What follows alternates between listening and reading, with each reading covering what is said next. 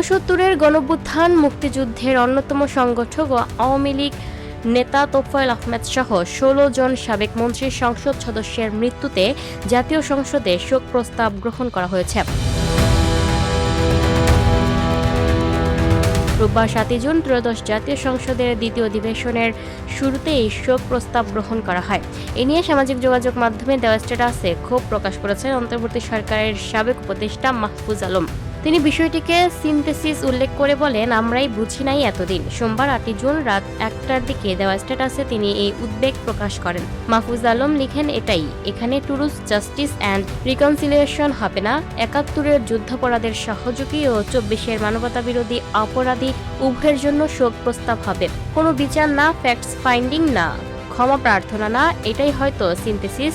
আমরাই বুঝি নাই এতদিন, যোগ করেন তিনি। অন্তর্বর্তী সরকারের সাবেক উপদেষ্টা আরও লিখেন, সবাই দেখছি মোনাজাত ধরছে, অভ্যুত্থানের নেতারাও, পরিবেশ সুন্দর, কোথাও কোলাহল নেই। Lucky Akhtar, up to date news, Dhaka.